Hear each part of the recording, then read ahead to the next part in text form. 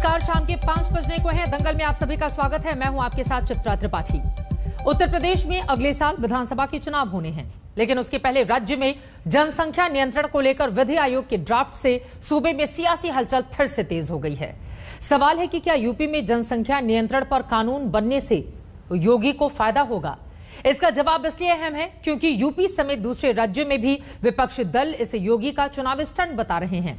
आज बहस में इन्हीं तमाम मुद्दों पर हम चर्चा करने वाले हैं, लेकिन देखिए कि आखिर इस ड्राफ्ट में क्या है और क्यों मचा हुआ है बवाल।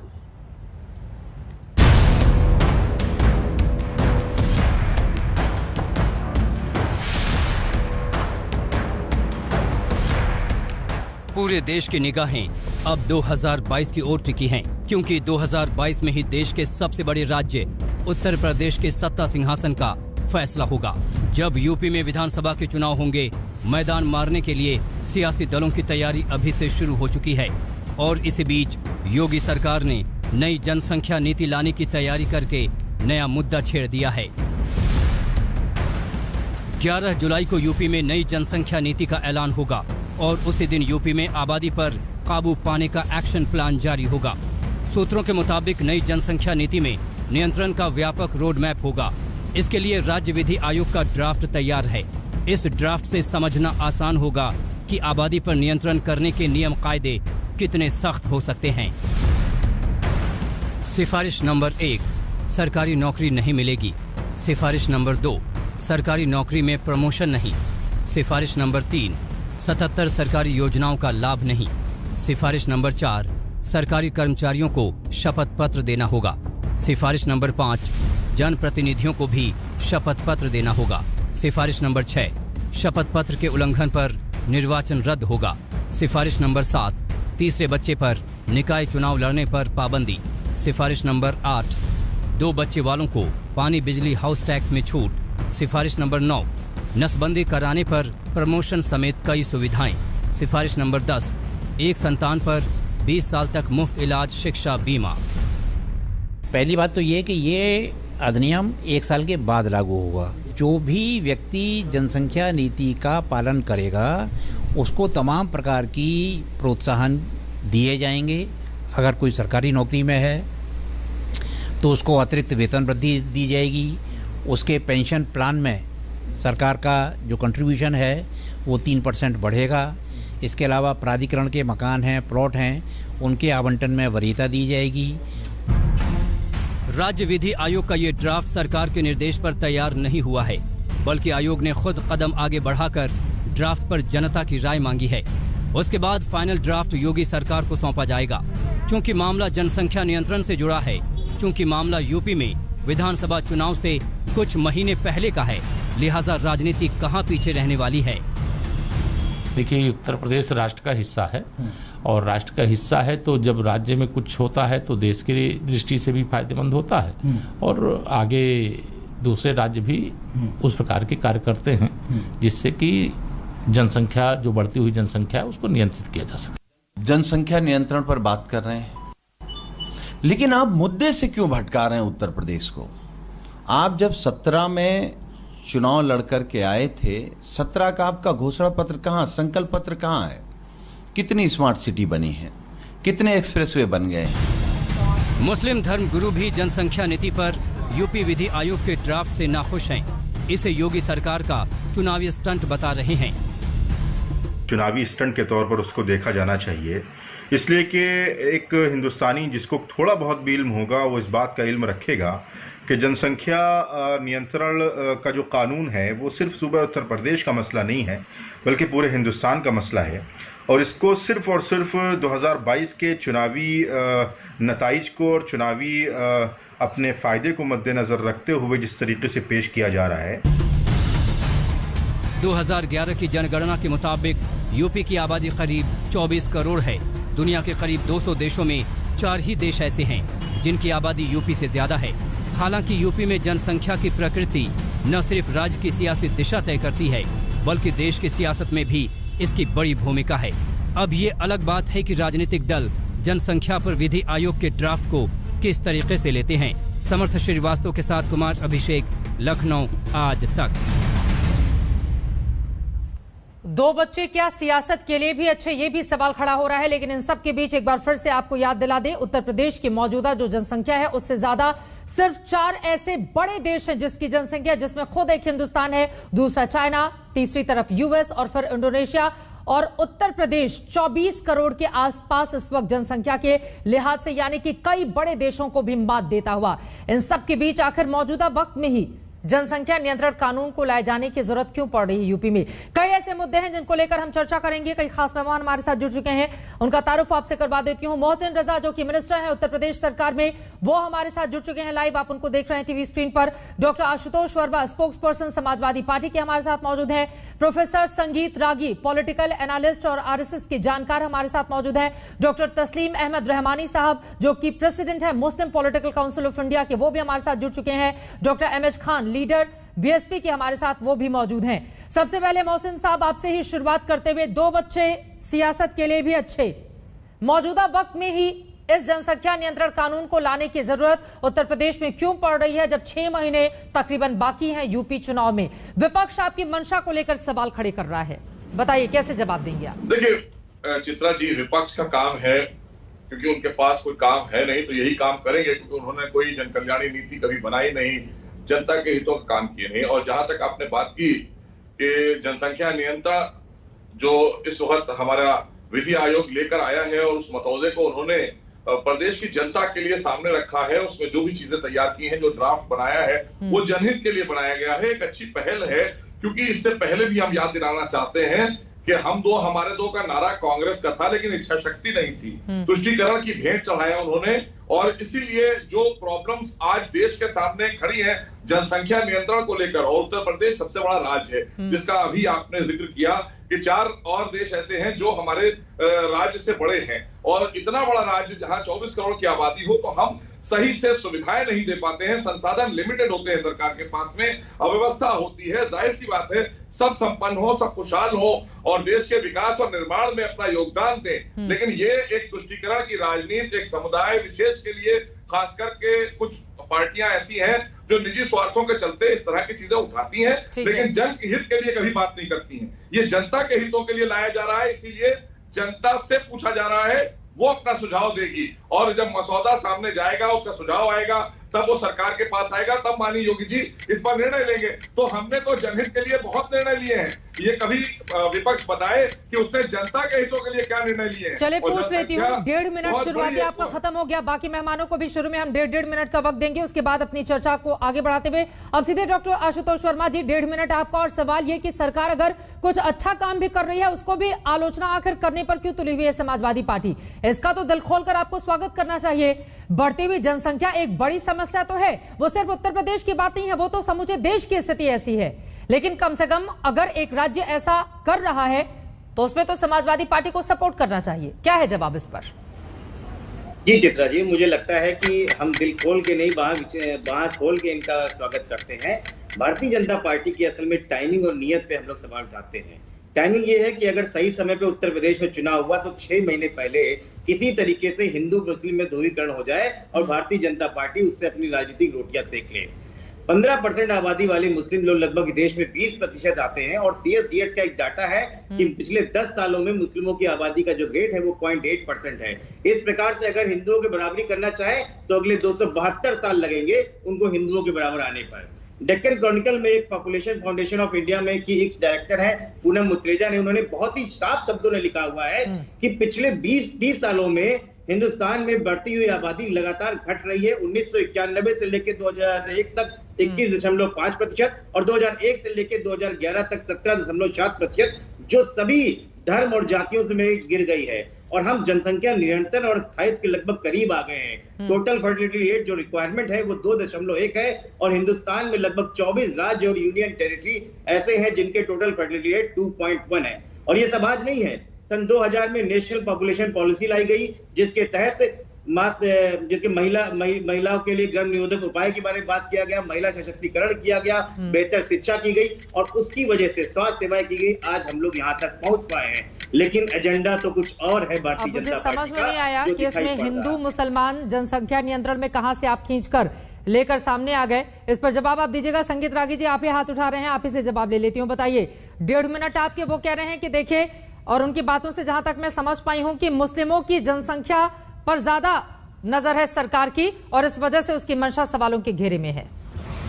देखिए, इसका मतलब ये है कि कहीं ना कहीं चोर की दाढ़ी में तिनका वाली बात जो होती है वो साबित होती है। इस ड्राफ्ट में न तो किसी जाति या किसी समुदाय के बारे में बात किया गया है, न ये कहा गया है कि हिंदुओं की जनसंख्या बढ़नी चाहिए, मुसलमानों की जनसंख्या कमनी चाहिए, ऐसा भी नहीं कहा गया है।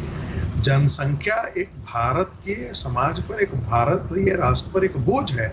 आप सोचिए जरा सा कि दुनिया का सबसे ज्यादा दूध प्रोड्यूस करने वाला देश, ग्लोबल प्रोडक्शन का 22% भारत पैदा करता है। करीब 24% दुनिया का सबसे ज्यादा चावल जो है वो भारत पैदा करता है, सेकंड आफ्टर चाइना। ऐसी फेरहिस्त गिना दी जाएगी, लेकिन हमारी स्थिति क्या है? आप अमेरिका जो है वो 330 मिलियन पॉपुलेशन है, उसका जो ज्योग्राफी है वो हमसे 6 गुना बड़ा है और हम 1500 मिलियन पॉपुलेशन के देश हैं। यदि ये सारी चीजें, यदि पॉपुलेशन का बर्डन हम पर नहीं होता तो आप सोच सकते हैं कि आज हमारी क्या स्थिति होती। जरा अभी हम कोरोना काल में वैक्सीनेशन ही देखें, हम अमेरिका के बराबर, यूरोप के कई देशों के 4 गुना ज्यादा हम वैक्सीनेशन कर चुके हैं। तो पॉपुलेशन पूरे दुनिया के लिए एक कंसर्न है, यहाँ तक कि इस्लामिक कंट्रीज के लिए कंसर्न है। हाँ। लेकिन पता नहीं भाई साहब को कहां से इसमें हिंदू और मुस्लिम दिख रहा है। कभी किसी ने नहीं कहा कि मुसलमानों की बिल्कुल, मैं सवाल का जवाब उनसे लूंगी। यकीनन आपकी बात महत्वपूर्ण है। और देखिए, आजादी के समय कहा हम 34 करोड़ की जनसंख्या वाले देश हुआ करते थे, उसमें 100 करोड़ हमने खुद जोड़ लिया है और इसी वजह से मौजूदा स्थिति बहुत सारे ऐसे मामलों में इतनी चुनौतियां पेश कर रही है। डॉक्टर तस्लीम अहमद रहमानी साहब, आप तो कम से कम दिल खोलकर स्वागत कीजिए ना, अगर सरकार कुछ अच्छा काम कर रही है तो। बहुत सारी बड़ी बड़ी चुनौतियां हैं सरकार के सामने भी, लोगों के सामने भी, और जनसंख्या एक बड़ी समस्या है। तो योगी सरकार जो कर रही है वो सही है या आपको भी लगता है कि उसकी मंशा सवालों के घेरे में है? देखिए, ये एक बहुत ही सीरियस नेशनल इशू है और मैं पॉपुलेशन कंट्रोल का मुखालिफ बिल्कुल भी कभी भी नहीं रहा, लेकिन मैं 3 चीजों का मुखालिफ हूं। नंबर 1, जब हम इस इशू को पॉलिटिक्स से जोड़ते हैं, रिलीजन से जोड़ते हैं और उस पर जबरदस्ती करते हैं। ये 3 चीजें अगर हम ना करें, आप देखिए जनसंख्या में हमारी जो कमी है, आशुतोष ने बताया, खुद उत्तर प्रदेश में 25% से 2001 में था, 20% आई 2011 में और अभी 16% की वृद्धि है। यानी 20 करोड़ था, अभी 23 करोड़ 50 लाख के करीब की पॉपुलेशन यूपी की है। तो हम 2040 तक चाइना से ज्यादा हो जाएंगे, दुनिया की सबसे बड़ी पॉपुलेशन हो जाएंगे। रिसोर्सेज नहीं बढ़ रहे, ज्योग्राफी नहीं बढ़ रही, तो हमको कंट्रोल करना होगा। लेकिन इसके बावजूद भी जब मैंने हमेशा कहा, इसको डेमोक्रेटिक प्रोसेस से आप इंसेंटिव दीजिए, चाहे जितने दे रहे हैं। इंदिरा गांधी ने जितना मैसअप किया था इसको 1975-76 में, हमको याद है। तो आप स्टरलाइजेशन को जबरदस्ती करेंगे, 80 लाख लोगों का स्टरलाइजेशन इंदिरा गांधी ने करा दिया था, वरना हम तभी कामयाब हो जाते पॉपुलेशन कंट्रोल में। वो एक मिसमैनेज पॉलिसी थी। इसी तरीके से अगर हम आज भी जबरदस्ती करते हैं, और हमने देखा इस बिल के ड्राफ्ट में, मैंने अभी इसको पढ़ा, हमारा जोर स्टरलाइजेशन के ऊपर है, जबकि वॉलेंटरीली हमारे यहाँ पॉपुलेशन कंट्रोल शुरू हो चुका है। हमें उसको इंसेंटिवाइज करना है। हमको डेमोक्रेटिक प्रोसेस से हमारी पिछड़ी जातियों को और दलितों को हम वंचित कर दे, जो हमारी बैकबोन है, जो पंचायत राज, उसी से अब उनको बाहर निकाल दे। क्या इसमें लिखा हुआ है कि हम पिछड़ी और बाकी जातियों को, जो गरीब हैं या वंचित हैं, उनको पीछे कर देंगे? क्या इस ड्राफ्ट में? वो तो सुझाव में मांग रहे हैं, आप लोग भी सुझाव दीजिए। मैं लौटूंगी सर आपके पास, क्योंकि महत्वपूर्ण बात आपने कही है। मोहसिन रजा साहब इसका जवाब देंगे। डॉक्टर एमएच खान साहब, अब सरकार कुछ अच्छा काम कर रही है तो बीएसपी को भी कम से कम सपोर्ट करना चाहिए। क्या है इस पर राय आप लोगों की? या आपको भी धर्म का चश्मा इसमें दिखाई देता है कि दरअसल सरकार की मंशा कुछ और है और चुनाव के ठीक पहले चुनावी फायदा लेने के लिए लेकर आ रही है जनसंख्या नियंत्रण कानून? चित्रा जी, जरा सा ये मुझे बताइए कि पूरे हिंदुस्तान में उत्तर प्रदेश के लोग ही जनसंख्या बढ़ा रहे हैं? बिहार नहीं बढ़ा रहा है, मध्य प्रदेश नहीं बढ़ा रहा है, राजस्थान नहीं बढ़ा रहा है। अगर ये जनसंख्या कंट्रोल करना है आपको, तो हिंदुस्तान के लेवल पे ले आइए। अब 2022 में चुनाव होना है तो शगुफा छोड़ने की जरूरत क्या थी? आप ले आइए, कोई दिक्कत नहीं है। फिर फैमिली प्लानिंग क्या कर रही थी आपकी? अभी तक अरबों खरबों रुपया फैमिली प्लानिंग में खर्चा हुआ। कितने लोगों ने नसबंदी कराया, कितने लोगों ने क्या क्या क्या क्या उसके बारे में किया, कुछ डाटा है आपके पास? कोई डाटा नहीं। अगर डाटा नहीं है तो फैमिली प्लानिंग का जो करोड़ों रुपया, अरबों रुपया जो खर्चा हुआ है, इसका मतलब घपला हुआ है। ये जनसंख्या कंट्रोल करने का फार्मूला जो आना भी चाहिए केंद्र सरकार के माध्यम से आना चाहिए, ना कि उत्तर प्रदेश में चुनाव होने जा रहा है तो यहाँ एक शगुफा छोड़ा जाना चाहिए। अगर शगुफा छोड़ना है तो एक डीजल पेट्रोल पे आप शगुफा छोड़िए। 63 रुपया एक लीटर पेट्रोल पे, डीजल पे खर्चा बैठ ले रही है उत्तर प्रदेश सरकार। क्यों नहीं कम कर देती 10 रुपया 15 रुपया? सरकार को फायदा पहुंचाना है तो आप महंगाई पे रोक लगाइए, ऐसे नहीं। आप उत्तर प्रदेश को 4 भागों में बांट दीजिए, उत्तर प्रदेश में 4 भागों में बांट दीजिए, उत्तर प्रदेश 4 भागों में बट जाएगा तो उत्तर प्रदेश आराम से अपना हर प्रदेश अपना तरक्की करेगा, हर प्रदेश अपना जनसंख्या कंट्रोल करेगा। ये एक प्रदेश के लिए ले आना ये अनुचित है, ये पूरे हिंदुस्तान के लिए आना चाहिए। ठीक है, मतलब आप कह रहे हैं कि प्रधानमंत्री नरेंद्र मोदी संसद में लेकर आए। इस तरह से उत्तर प्रदेश की सरकार को आप सवालों के घेरे में देख रहे हैं, लेकिन आपके लिए बता दें कि कई ऐसे राज्य हैं सर, आप पढ़ लीजिएगा, जिन्होंने जनसंख्या नियंत्रण को लेकर कुछ प्रावधान अपने राज्य में लागू किए हैं। अलग अलग ऐसे तमाम राज्य आपको दिखाई दे जाएंगे। लेकिन मोहसिन रजा साहब, उनका ये कहना है कि केवल उत्तर प्रदेश तो जनसंख्या बढ़ा नहीं रहा है, बाकी राज्यों में भी ऐसी स्थिति है। तो फिर चुनाव के ठीक पहले आप इसको लेकर आएंगे तो सवाल तो पूछे ही जाएंगे ना कि मंशा क्या है आपकी? अभी देखिए, इससे पहले है, चूंकि जब कोई अच्छी पहल करती है भारतीय जनता पार्टी की सरकार, चाहे आदरणीय मोदी जी के नेतृत्व की हो या उत्तर प्रदेश में आदरणीय योगी जी के नेतृत्व की हो, तो विपक्ष का काम है विरोध करना, संसद से लेकर सड़क तक, विधानसभा से लेकर सड़क तक। इनके पास कोई एजेंडा नहीं है। ये जनहिती और जो हम लोग जननीति बनाकर लेकर आते हैं, ये उसके विरोध में उतर जाते हैं और उसी का परिणाम है कि आज इनकी ही कहने के मुताबिक जो परेशानियां हैं उसके जनक जो है वो यही है हमारे विपक्षी दल। क्योंकि आज एक अच्छी पहल आदरणीय योगी सरकार ने उत्तर प्रदेश में की है, इसका प्रदेश की जनता को एक मसौदा दे दिया है और वो मसौदा जनता के बीच में गया है। अब इसमें इनको चटकने की जरूरत नहीं है, इनको नाराज होने की जरूरत नहीं है।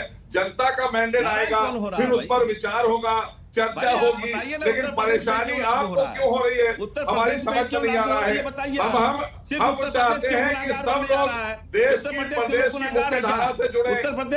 बात सुनिए, ठेकेदारी मत करिए, हर चीज का विरोध नहीं किया जाता है। एक एक करके अपनी बात रखिए, एक बार सुन तो लीजिए खान साहब, एक बार सुन लीजिए उनकी बात, उसके बाद बोलिएगा प्लीज। एक बार उनकी बात पूरी हो जाए उसके बाद आप बोलिएगा एमएच खान साहब। सारा चीज उत्तर प्रदेश पे लागू करेंगे क्या? अच्छा ठीक है, आप उनको सुन लीजिए उसके बाद बोलिएगा। आपके भी सवाल महत्वपूर्ण है, बट एक बार मंत्री जी की बात हो जाए। बोलिए मोहसिन साहब।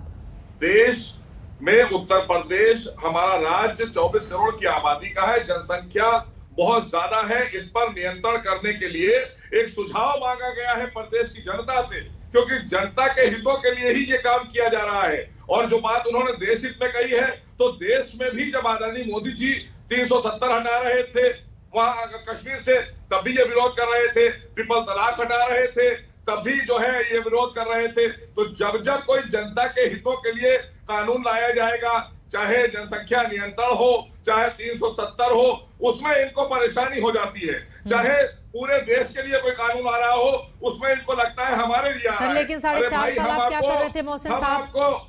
पलट के आपसे पूछा जाएगा ना, 4.5 साल क्या कर रहे थे? का प्रोग्राम नहीं है, ये बहुत सीरियस इशू है। इस पर आप अगर डिस्कशन करेंगे तो वो देश के हित में होगा। ये आप अपनी पार्टी का प्रचार यहाँ करेंगे तो ये देश हित नहीं है, न ये उत्तर प्रदेश का हित है। कि आप लोग तुष्टीकरण की राजनीति और ठेकेदारी की राजनीति। अरे भाई छोड़िए ना इस सब बात को, ये पुरानी बातों को। आप जनसंख्या में बात करिए, मैं आपको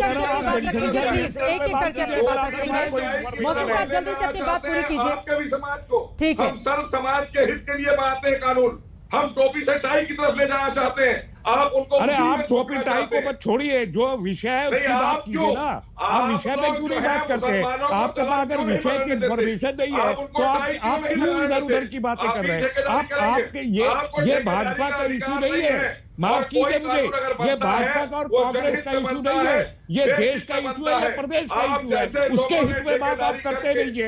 यही मसला है, यही मसला है। 1976 से आज तक आप जैसे लोग पॉपुलेशन कंट्रोल की पॉलिसी को नाकाम बनाने का काम आप लोग करते हैं। आपको कुछ नहीं पता है पॉपुलेशन कंट्रोल के बारे में, और आप अपनी पार्टी को प्रमोट करने की बात कर रहे हैं। एक करके अपनी बात को आगे बढ़ाएंगे। आप खुद बता दीजिए आपके प्रदेश की स्टैटिस्टिक्स पॉपुलेशन क्या है। नहीं वसीम साहब, अगर आप यही कह रहे हैं कि केंद्र सरकार को इसकी पहल करनी चाहिए, तो देखिए 35 बार इस पूरे मामले में, सर सुनिए ना, 35 बिल आ चुके हैं संसद में, जिनमें से 11 यहाँ पर 15 तो कांग्रेस के सांसद ही लेकर आए हैं, लेकिन कुछ बदला तो नहीं। और यहाँ पर आप बता रहे हैं, मैं बीजेपी का ही पढ़ देती हूँ, वाजपेयी सरकार में वेंकटचलैया आयोग बना था जनसंख्या नियंत्रण को लेकर। आपको बता दें, खुद यूपी के सीएम योगी आदित्यनाथ भी इस पूरे मामले में 2015 में एक ऑनलाइन पोल आयोजित करके इस पूरे मामले को आगे लेकर जा चुके हैं। 2018 में 125 सांसदों ने राष्ट्रपति से भारत में 2 बच्चों की नीति लागू करने का आग्रह किया था। तो इस तरह के पहले भी ऐसा नहीं है कि पहली बार ऐसा हो रहा है, लेकिन केंद्र को लेकर अगर एक लाइन नहीं बन पा रही है और कोई भी राज्य सरकार अगर इस बारे में आगे बढ़ रही है तो उस पर सुझाव दीजिए। राज्य सरकार की पहल का ही वेलकम कीजिए। राज्यसभा में आज तक पड़ा हुआ है बिल, क्यों पड़ा हुआ है? क्यों गवर्नमेंट ने अडॉप्ट करके उस पर बात नहीं की आज तक? इनका सुझाव आ गया कि ये विरोध करेंगे। नहीं, वो कह रहे हैं कि राज्यसभा में पड़ा हुआ है। बिल्कुल नहीं आया। मौसम साहब कह रहे हैं राज्यसभा में पड़ा हुआ है। हम उस पर सुझाव देंगे। आप इसको राजनीति से मत जोड़िए, आप इसको डेमोक्रेटिक प्रोसेस से मत जोड़िए। मैंने अपने पहले बयान से मसला दिया, मैंने पहले सुझाव और राज्यसभा से तो आप लोगों ने तमाम बिल पास भी करवाए हैं, तो फिर इसको भी पास करवा लीजिए। कभी देश हित की बात नहीं करते आप लोग, कभी देश हित की बात नहीं करते हैं। एक एक करके एमएस खान साहब, आशुतोष कुछ बोलना चाह रहे हैं। आशुतोष, पहले आपकी बात हो जाए। चित्रा जी, जो आपने पूछा वो बात तो खैर पूछनी भी चाहिए कि जब इतने बिल आपने ध्वनि मत से पारित करा लिया, तो 2022 के इलेक्शन से पहले एमएस खान साहब एक बार सुन लीजिए ना उनकी बात, आशुतोष जी की बात सुन लीजिए, फिर बोलिएगा। बोलिए। तो इतने बिल आपने ध्वनि मत से पारित कराए हैं, इसको भी पारित करवा लेते। मैं एक बात बताना चाहता हूँ कि अभी कुछ ही समय पहले आगरा में एक बहुत बड़ा शिक्षकों का सम्मेलन हुआ था और मोहन भागवत जी को उसमें बुलाया गया, और उसमें एक सवाल लिखा गया कि भाई हिंदुओं की जनसंख्या का जो वृद्धि दर है वो 2.1% से बढ़ के 5 और मुस्लिम की जो है 5.3% से बढ़ रही है, तो इससे क्या होगा? तो भागवत साहब कहते हैं कुछ नहीं होगा। हिंदुओं किसी ने मना किया क्या बच्चा पैदा करने के लिए? खूब बच्चा पैदा करो, ये भागवत साहब की सोच थी। अभी विक्रम सैनी साहब मुजफ्फरनगर में एमएलए ने, उन्होंने क्या कहा भरी सभा में, अरे इतने बच्चे पैदा कर डालो सारे हिंदू कि कहीं पॉपुलेशन बिल आ जाएगा तो रुक जाएगा, पैदा करो सब। तो ये सोच है भारतीय जनता पार्टी की। हम इसकी बिल्कुल वो कहते हैं कि हम इसको वेलकम करते हैं, लेकिन नियत और टाइमिंग पे बार बार करते हैं। अगर आप इतना ही हिंदू मुसलमान कहाँ से लेकर आए थे? शुरुआती टिप्पणी में आप कहाँ से प्रावधान में कहा? नहीं आशुतोष वर्मा जी, देखिए भ्रमित करने का कोई काम नहीं है ना। वैक्सीनेशन पे भी हम सबने देखा। प्लीज, जनसंख्या नीति इस देश के लिए क्या जरूरी नहीं है, या फिर कोई भी प्रदेश, एक सेकेंड सर सुनिए मेरी बात, अगर उसको लेकर आगे बढ़ रहा है, इतने बड़े जनसंख्या वाला प्रदेश उत्तर प्रदेश, कहां से लेकर आएंगे संसाधन? और जो लोग 2 बच्चे या 1 बच्चे पैदा कर रहे हैं, उनके संसाधनों का हनन क्या उन तमाम लोगों की ओर से नहीं किया जा रहा है? अस्पतालों की स्थिति देखिए, स्कूलों की स्थिति देखिए। हिंदू मुसलमान कहां से लेकर आए, पहले ये बताइए। हिंदू मुसलमान इसलिए लेके आए, जनसंख्या नीति अगर 2017 से लेके 22 तक इनको सिर्फ 6 महीने पहले याद आई, तो हिंदू मुसलमान ये इनकी नीति है। क्या है इनकी नीति है कि कैसे हिंदू मुस्लिम को डिवाइड करें, कैसे हम सांप्रदायिक ध्रुवीकरण करें और उत्तर प्रदेश का चुनाव जीते। अगर यही बात थी, जनसंख्या से हिंदू क्या वो पोलराइज हो जाएंगे और वोट डाल देंगे? इनका काम ही यही है, इन्होंने राजनीति इसी में शुरू करी है। सर, आप लोगों ने वोटरों को क्या समझ रखा है?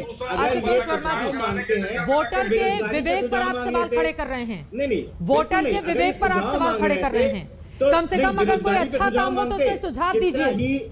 चित्रा जी, बेरोजगारी पे सुझाव मांगा इन्होंने, किसानों पे सुझाव मांगा, पेट्रोल डीजल पे मांगा, महंगाई पे मांगा, नहीं मांगा, क्योंकि इनको आग लगानी है प्रदेश के अंदर, और ये आग लगाने के अलावा कुछ और नहीं कर सकते हैं। जवाब इस देश में जितनी बुरी हालत भारतीय जनता पार्टी ने की है, कोई पार्टी ऐसा नहीं कर सकती है। सर ठीक है, ये कह रहे हैं, इन्होंने कहा चित्रा जी आग लगाने का काम करते हैं। आग लगाने का काम तो आपने उत्तर प्रदेश में सन 90 में ही कर दिया था। जब आपने 99 कार सेवकों पर, श्रद्धालुओं पर गोली चलाकर इंसानियत का खून भी किया था, आस्था का भी खून किया था, अपनी पार्टी की स्थापना की थी, तो आग तो आपने उस समय ही लगा दी उत्तर प्रदेश में। उसके बाद आपने अपनी सरकार बनाकर इतने दंगे कराए हिंदू मुस्लिम के कि आप त्राही मांग गई उत्तर प्रदेश की जनता। आज आदरणीय योगी जी के नेतृत्व में उत्तर प्रदेश संभला है, आज कानून का राज स्थापित हुआ है, उसमें भी आप ही लोग हैं कहीं ना कहीं भ्रम फैलाने की स्थिति पैदा कर रहे हैं। और आपने आज बात कही तो जनसंख्या, एक मिनट सुन लीजिए, वर्मा जी एक मिनट सुन लीजिए, वर्मा जी एक मिनट सुन लीजिए, बात सुन लीजिए, एक मिनट सुन लीजिए, फिर जवाब दीजिएगा। एक मिनट बात सुनिए, फिर जवाब दीजिएगा। आपकी बात पूरी सुनेंगे तब, पहले बात सुनिए। ठीक है, आप दोनों लोग अपनी बात को आगे बढ़ाएगा। मैं तस्लीम साहब आपके पास आऊंगी। बढ़ती जो आबादी है वो देश की बर्बादी है। कई बार इस तरह के नारे लगे, गढ़े गए, लेकिन नतीजा जस का तस सिफर ही रहा। यही वजह है कि आगे आने वाले कुछ सालों में ऐसा लग रहा है कि चीन की आबादी को भी हिंदुस्तान क्रॉस करने के लिए बेताब है, वो भी तब जब संसाधनों के लिहाज से देखें हिंदुस्तान बहुत ज्यादा पीछे खड़ा हुआ है। इन सब के बीच उत्तर प्रदेश में ये जो जनसंख्या को लेकर कानून आने जा रहा है, उसको लेकर बहस छिड़ी हुई है कि आखिर इलेक्शन के ठीक पहले इस तरह की कवायद की जरूरत क्यों पड़ी। संगीत रागी जी, सीधे आपके पास आते हुए जरा दर्शकों को समझाइए। आप सवाल तो पूछे जाएंगे ना कि 4.5 साल आपने क्या किया, और अब जब चुनाव है 6 महीने के बाद, तो फिर आप इस तरह का कानून लेकर आ रहे हैं। सोचने समझने का वक्त नहीं दिया, लोगों के भीतर एक माहौल बना देंगे और फिर सियासी फायदा लेने की कोशिश करेंगे, जो विपक्ष आरोप लगा रहा है। देखिए चित्रा जी, अभी आपने तो कहा माहौल बना देंगे, लेकिन बाद में यहाँ पर और भी लोगों ने कहा कि इससे पोलराइजेशन होता है और इससे आग लगती है। इसका मतलब दो है, यानी कि हिंदुओं के और उत्तर प्रदेश के हिंदुओं के बीच में एक डर है कि बढ़ती हुई मुसलमानों की जनसंख्या उत्तर प्रदेश के लिए और देश के लिए खतरा है। और ये डर कोई गैर वाजिब नहीं है। इस देश का विभाजन हिंदू और मुसलमानों के, हिंदू और मुस्लिम धर्म के आधार पर हुआ था। यह डर और भी बढ़ जाता है जब रोहिंग्या के लिए इस देश का मुसलमान सड़कों पर शाहीन बाग खड़ा कर देता है। ये डर तब और बढ़ जाता है जब बंगाल के अंदर जो सीमावर्ती क्षेत्र हैं, जहां बांग्लादेशी मुस्लिम आकर के घुसपैठ कर लेते हैं और वहां पर जनसंख्या वृद्धि होने के बाद वहां के हिंदू भाग करके शहरों की तरफ आने लगते हैं। ये डर तब और बढ़ जाता है जब देश का मुसलमान जो है अपने पॉपुलेशन जहां, प्लीज एक गलत बात है, मैंने किसी के बीच में हस्तक्षेप नहीं किया था, प्लीज आप जरा तमीज सीख लीजिए। हस्तक्षेप नहीं करेंगे। मूर्खता और बेहूदगी बंद करके तमीज सीखना शुरू करो। पहले दूसरों के जब बोलते हैं तो बीच में मत बोला करो। आप देश में आग लगा रहे हो बैठ के, शर्म आनी चाहिए आपको बोलने से पहले। एक बार उनकी बात हो जाए, तुम्हारे जैसे बेवकूफ लोगों के लिए नहीं है, समझ में आएगी। एक एक करके अपनी बात बोलेंगे। चित्रा, आप तमीज से बात कीजिए। मैं संगीत रागी जी की बात, तस्लीम साहब सीधे आपके पास आऊंगी। एक बार उनकी बात पूरी हो जाए। तमीज से नहीं, तुम्हारे जैसे बदतमीज आदमी के लिए संस्कार सीखो। पहले जब बीच में कोई बात कर रहा हो तो भाषा का ध्यान रखिए, अपनी असलियत को बताइए। भाषाई मर्यादा हम बना के रखेंगे, जनसंख्या नियंत्रण कानून पर ही रखते हैं। आशुतोष जी, उनको बोल लेने दीजिए, मैं आपके पास आऊंगी। आपकी बारी में वो चुप थे, बोलिए संगीत रागी जी। देखिए, ऐसा इसलिए होता है कि मैं फिर कह रहा हूं, यदि आप पॉलिटिकल इस्लाम को पूरी दुनिया में अध्ययन करेंगे तो पॉपुलेशन, जनसंख्या वृद्धि भी उसके इस्लामिक जिहाद का एक औजार है। यही कारण है ये जो हम दारुल हरब और दारुल इस्लाम की बात करते हैं, उसमें दारुल हरब जो है उसको दारुल इस्लाम में कन्वर्ट हम कैसे कर सके, यह भी उसका जनसंख्या वृद्धि भी उसका हिस्सा है। यही कारण है कि मौलाना लोग जब भी इस बात पर, क्या कारण है कि भारत के अंदर जब भी इस प्रकार की बात की जाती है, मुस्लिम मौलाना बाहर आकर के कहते हैं नहीं, जनसंख्या वृद्धि का हम विरोध करेंगे। तो ये डर जो है, उनको लगता है कि जनसंख्या वृद्धि, यदि जनसंख्या नियंत्रण और फैमिली प्लानिंग, और ये 60 के दशक से ही इन्होंने विरोध करना शुरू कर दिया था, आज भी विरोध कर रहे हैं। इसका कारण यही है कि जो पॉपुलेशन जिहाद है, इस पर यह नियंत्रण जरूर करता है। यदि जनसंख्या संतुलित होगी तो देश को फायदा होगा, लेकिन देश का फायदा के लिए इस देश का मुसलमान सड़क, पानी, बिजली, इसके लिए कब आंदोलन किया इस देश का मुसलमान? जब भी इस देश का मुसलमान आंदोलित किया है तो इस्लाम के नाम पर किया है, शरिया के नाम पर किया, मदरसा के नाम पर किया, एंटी टेरर लॉ के खिलाफ आंदोलन करेगा, शिक्षा के लिए, दवा के लिए, दवाई के लिए, सुविधा के लिए, पॉपुलेशन कंट्रोल बहुत सीरियस इशू है, बहुत सीरियस इशू है। मैंने 1.5 मिनट में एक लफ्ज इधर उधर नहीं कहा। बोलिए। और मैं जब भी मैं विद्यार्थी हूँ इस टॉपिक का, मैं जब भी इसे पढ़ता हूँ मुझे पसीना आ जाता है पढ़ के कि हम कहाँ पे जा रहे हैं। और यहाँ जब भी इस पे डिबेट होती है, आप देख लीजिए कि बीजेपी के लोग हो या कोई भी हो, वो अपनी पार्टी का प्रचार यहाँ पर शुरू कर देते हैं और हिंदू मुसलमान जो मंत्री है गेरुए कपड़े पहने हुए, जो एमएलए हैं, एमपी है, वो कहते हुए दिखाई देते हैं जब 10-10 बच्चे पैदा करो, 20-20। तो मुझे लगता है कि हम किस सेंसलेस दुनिया में जी रहे हैं। हमको ये देखना होगा कि देश के रिसोर्सेज किसी एक कम्युनिटी का इशू नहीं है, पूरे देश का इशू है। और इसको मैंने जब राकेश सिन्हा बिल लेकर आए थे पार्लियामेंट में, खुद उनको फोन करके मैंने राकेश सिन्हा को सजेस्ट किया था ये चीजें इसमें इनकॉर्पोरेट कीजिए, ये अमेंडमेंट कीजिए। मनु गौड़ से किया, जितने पॉपुलेशन एक्टिविस्ट है सबसे संपर्क में हो। लेकिन जब इस तरह के ये बातें करते जो आज भी यहाँ पर मोहसिन रजा साहब और संगीत रागी इसको जिहाद से जोड़ के, तो इस फिर को साफ लगता है कि आप पॉपुलेशन कंट्रोल में सीरियस नहीं है, आप इसको एक पॉलिटिकल इशू बना के वही इंदिरा गांधी वाली हरकत आप भी कर रहे हैं। इसका विरोध जो कर रहा है वो एंटी नेशनल एक्टिविटी कर रहे हैं। मैं इसे एंटी नेशनल एक्टिविटी कहता हूँ। जिस अंदाज से संगीत रागी और मोहसिन रजा यहाँ बात कर रहे हैं, ये नेशनल नहीं है। आप मुसलमानों को, आप मुसलमानों से 100 करोड़ हिंदुओं को डराने का बना रहे हैं। आप पॉपुलेशन के नाम पे 100 करोड़ हिंदुओं को मुसलमानों से डराने का नैरेटिव बनाते हैं। आप पॉपुलेशन कंट्रोल में सीरियस नहीं है, इसलिए आपकी इंटेंशन पे सवाल खड़े होते हैं, इसलिए खड़े होते हैं। अगर मैं यूपी में सेंटर में कहीं भी मैं अगर किसी सरकार में होता तो सबसे पहले लाता ये बिल। मैं आपसे कह रहा हूँ पहले ये बिल लेकर आता और बिल लेकर आता, लेकिन आपकी इंटेंशन ठीक नहीं है। आप सुझाव लेना नहीं चाहते, आप सुझाव भी लेना नहीं चाहते। मैंने पहले ही एक सुझाव दिया और अगर उनकी राय आएगी तो हम ये कानून लाएंगे। आपको हमने नहीं पूछा है, हमने प्रदेश की जनता से पूछा है। हम भी प्रदेश की जनता है, हम भी प्रदेश की जनता है, आप ये भी कर रही है। हम भी प्रदेश की जनता है और पूरे देश में सारे सुझाव देंगे, सारे सुझाव देंगे। मगर आपकी नीयत जाहिर हो रही है। इस डिबेट में आपका जो स्टेटमेंट है, आपका जो संगीत रागी का जो स्टेटमेंट है, वो आपकी नीयत बता रहा है कि आप झूठ बोल रहे हैं। आपका पॉपुलेशन कंट्रोल से कोई लेना देना नहीं है। आप कम्युनलाइज करना चाहते हैं इशू को, एक नेशनल इशू को आप कम्युनलाइज करना चाहते हैं। आपकी नीयत, आपकी भाषा बता रही है, आपकी शैली बता रही है, आपकी बॉडी लैंग्वेज बता रही है कि आप पॉपुलेशन कंट्रोल में सीरियस नहीं है। जनसंख्या नियंत्रण कानून जैसे अहम मसले पर बातचीत हो रही है, तो मैं अहम मसला सर आप लोगों को इस बात की गंभीरता को समझना होगा। सर देखिए, नहीं तस्लीम साहब आपसे भी और मोहसिन रजा आपसे भी इस बात को समझिए। सबसे बड़ा मुद्दा है जिन लोगों के पास संसाधन है, जिनके पास पैसा है, जो शिक्षित है, जो ताकतवर है, उनके वहाँ जनसंख्या की दिक्कत ही नहीं है। जनसंख्या वाली सबसे ज्यादा समस्या तो सबसे ज्यादा गरीबों के लिए है। उनको समझाने की जरूरत है। अगर किसी भी तरह का भ्रम हम यहाँ पर पैदा करेंगे तो यकीनन उन लोगों के बीच उस तरह की स्थिति बनेगी। ऐसा लगेगा कि कुछ चीजें हम पर थोपी जा रही हैं। रहमानी साहब यहाँ पर सुझाव मांगे जा रहे हैं कि आप सुझाव दीजिए, इसको और बेहतर तरीके से कैसे लागू किया जा सके। सुझाव मैंने कहा कि इसे पॉलिटिक्स से अलग रखिए, इसे धर्म से अलग रखिए, इसे वॉलंटरी प्रोसेस बनाइए और इसमें से डेमोक्रेटिक प्रोसेस से किसी को अलग न जाने दीजिए। चार सुझाव मैंने दिए, इन्होंने क्या सुझाव दिया है? पूछिए यहाँ धर्म की बात किसने की है? मैंने पहले ही 4 सुझाव दिए और इसलिए दिए कि नेशनल इंटरेस्ट में धार्मिक बात ये जो बात कह रहे हैं इसमें धर्म की बात कहाँ है? ये क्यों कह रही है बात? क्यों हो रहा है? इंसेंटिवाइज कीजिए।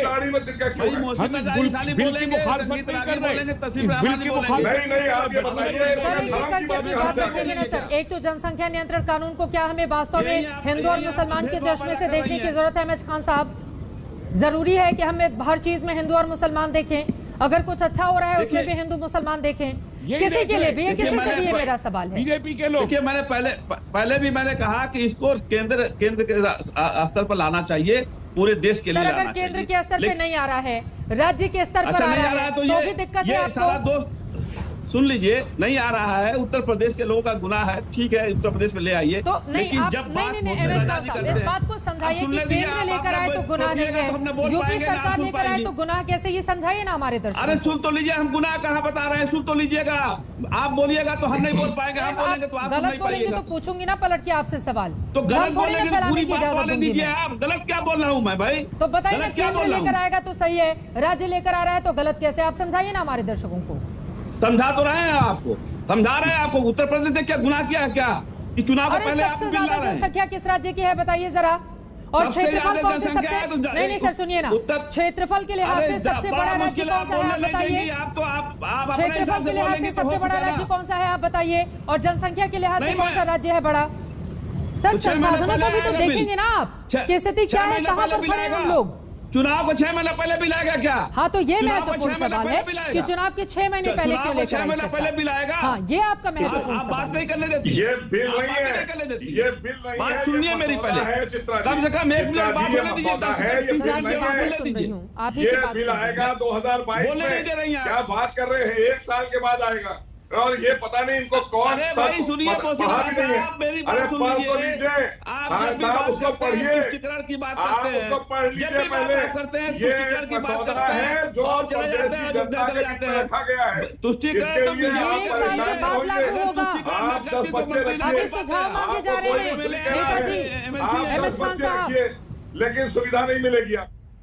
चले ठीक है, चूंकि जनसंख्या को लेकर कम से कम डिबेट इतनी तेजी से आगे बढ़ी है, उम्मीद यही कि कुछ ठोस निकले, लेकिन बार बार विपक्ष दरअसल सरकार की मंशा पर सवाल खड़े करते हुए कह रहा है कि जब चुनाव है तभी ये बिल लेकर क्यों आया गया, 4.5 साल सरकार क्या कर रही थी। तो वहीं दूसरी तरफ सरकार का दावा है कि बढ़ती हुई आबादी एक बड़ी समस्या पैदा कर रही है, इस वजह से ये बिल बहुत ज्यादा जरूरी है। आगे क्या होता है इस पर रहेगी हमारी नजर। एक छोटे से ब्रेक के बाद फौरन लौटेंगे, कहीं जाएगा मत, आप देखते रहिए आज तक।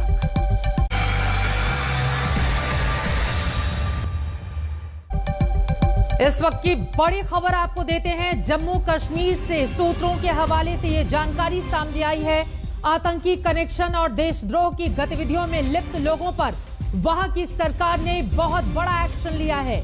सरकारी नौकरियों और सरकारी पदों से सफाई शुरू हो गई है। 11 सरकारी कर्मचारियों को बर्खास्त कर दिया गया है। पुलिस, शिक्षा और स्वास्थ्य विभाग में कार्यरत 11 कर्मचारियों को देशद्रोही गतिविधियों में लिप्त होने के आरोप में हटा दिया गया है। और इसकी जो सबसे बड़ी जानकारी है वो ये है, सैयद सलाउद्दीन जो अंतर्राष्ट्रीय आतंकवादी है, जो लगातार जम्मू कश्मीर में आतंकी घटनाओं को कामयाब बनाने में लगा रहता है, इस आतंकवादी के 2 बेटों को नौकरी से बर्खास्त कर दिया गया है। दोनों ही बेटे अपने पिता के कहने पर आतंकवादी वारदातों में लिप्त पाए गए।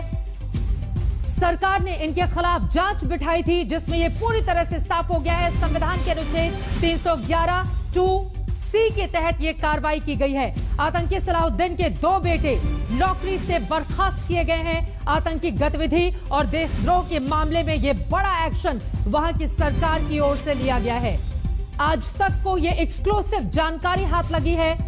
मेरे सूत्रों ने हमें बताया है कि आतंकी सलाउद्दीन के 2 बेटे जिन्हें बर्खास्त किया गया है और कुल 11 लोगों को सरकारी नौकरी से निकाल दिया गया है। संविधान के अनुच्छेद 311(2)(c) के तहत यह बड़ी कार्रवाई की गई है। यकीनन जम्मू कश्मीर में अनुच्छेद 370 हटने के अब 2 साल होने जा रहे हैं अगस्त में। उसके मद्देनजर वहां पर एक तरफ जिंदगी को पटरी पर लाने की कोशिश और जम्मू कश्मीर को आगे बढ़ाए जाने की कोशिशों में सरकार लगातार लगी हुई है। यही कारण है कि देशद्रोह के मामले में यह सबसे बड़ा एक्शन लिया गया है। आतंकी सलाउद्दीन के 2 बेटे नौकरी से बर्खास्त किए गए हैं। उनके खिलाफ जांच की गई और जांच में यह पाया गया कि देश विरोधी गतिविधियों में सरकारी नौकरी करते हुए भी ये लोग एक तरफ सरकार की नौकरी करके पैसे लेते थे, वहीं दूसरी तरफ देश विरोधी गतिविधियों में शामिल रहते थे और पाकिस्तान की मंशा को हिंदुस्तान में कामयाब करने में लगातार लिप्त रहते थे। इसी वजह से ये बड़ी कार्रवाई की गई है। आतंकी गतिविधि और देशद्रोह के मामले में यह बहुत बड़ा एक्शन लिया गया है।